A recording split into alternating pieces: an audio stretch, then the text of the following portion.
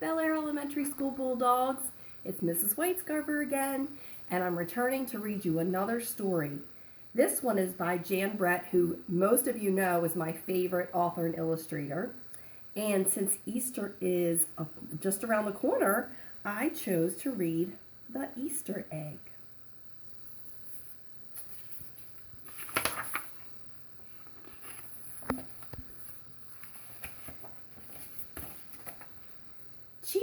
Cheer up! Spring is here! Time to start on my first ever Easter egg, Hoppy said. Each year, the bunny who decorated the winning egg got to help the Easter rabbit hide the eggs on Easter morning.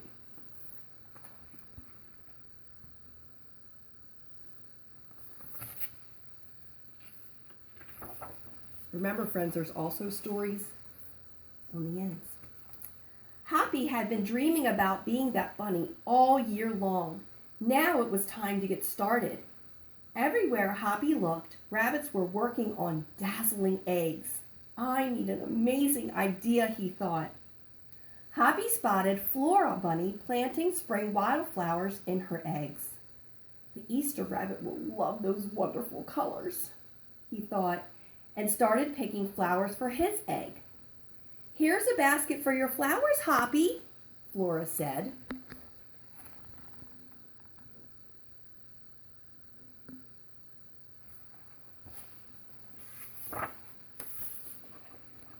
Chop, chop, scrape, scrape. Hoppy spied Buster Birch carving a magnificent wooden egg. I wish I had some wood for my egg, he wished out loud.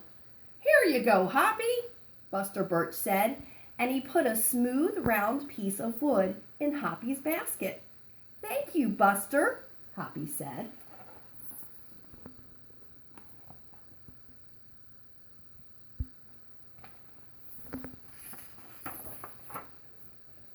Hoppy was hopping along when the smell of sweetness led him out of the woods and straight to the chocolate egg that Aunt Sassafras was decorating with creamy frosting, squiggles, and bows.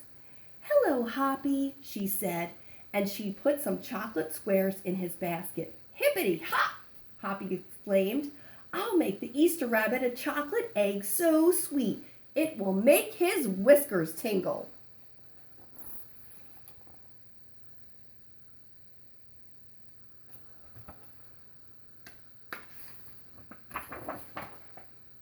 Then Hoppy saw Granny Irony decorating one of her fabulous story eggs.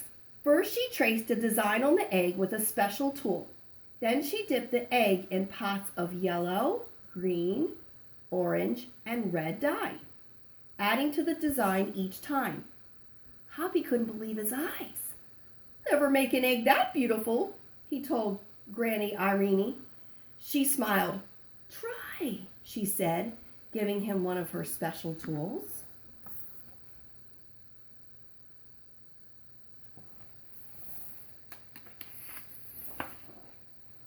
Hoppy was hopping by Hans van der Rabbit's garden when he spotted an extraordinary egg.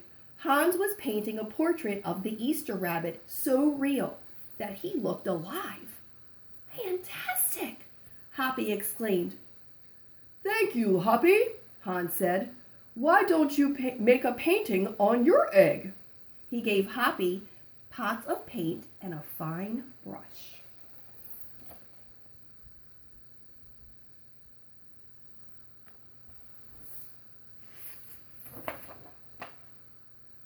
As Hoppy bounced along, a loud boing nearly knocked him off his feet.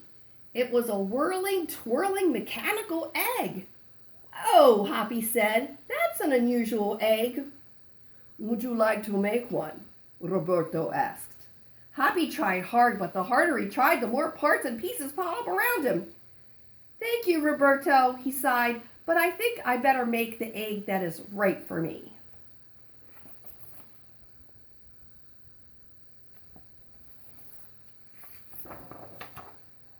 Hoppy hopped back to the woods and lay down under a tall tree to think. Making a beautiful egg is harder than I imagined, he thought. I guess I don't have to win. I just want to make an egg I am proud of.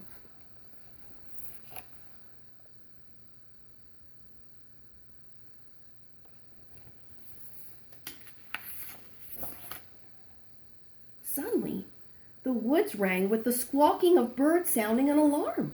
Mother Robin swooped down, calling wildly as if she couldn't decide where to go. An egg had tumbled out of Mother Robin's nest. Inside the perfect blue egg was a baby robin that needed its mother to keep it warm until it hatched.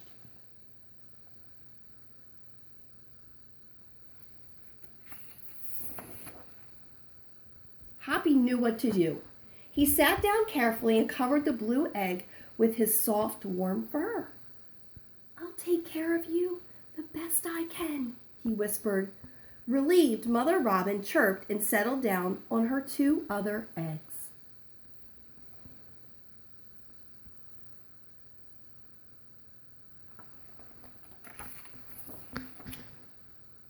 Hoppy never left the robin's egg. If it was sunny and warm, he carefully turned the egg in its nest of moss. If it was rainy and cold, he kept the egg covered and dry. At night, wild animals passed by. Hoppy crouched down and stayed hidden in the ferns. Often he heard strange noises coming from above, but Hoppy didn't run away.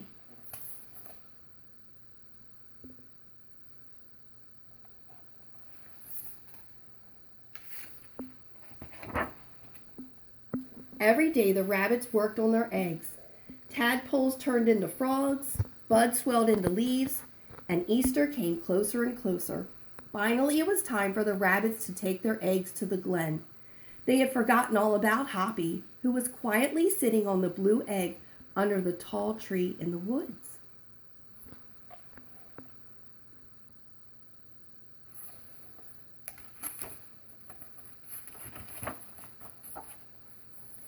Early the next morning, the rabbits waited for the Easter rabbit.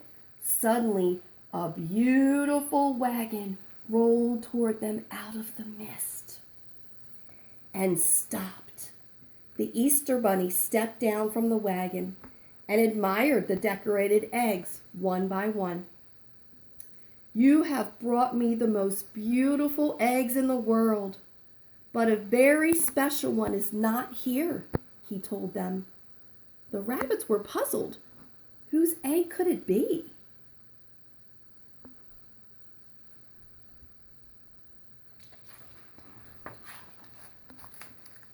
"Fill my wagon with your wonderful eggs," he said. "When I return, I will show it to you."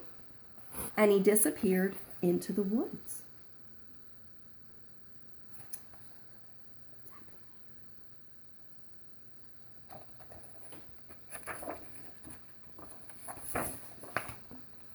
He came back with Hoppy, looking scruffy and bedraggled. "Hoppy has an amazing egg to be proud of," the Easter rabbit told them. "He has kept Mother Robin's egg warm and safe until her baby bird hatched and she could take care of it." The Easter rabbit placed the empty blue shell in the place of honor atop the wagon. Now they were ready to go.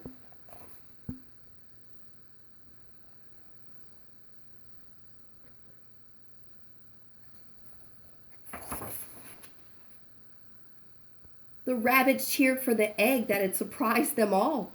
"It's our best Easter ever, Hoppy," they shouted.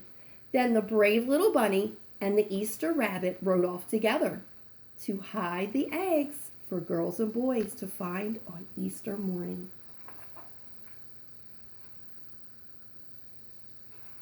I hope you enjoyed this lovely book by Jan Brett, and I hope to see everyone very soon.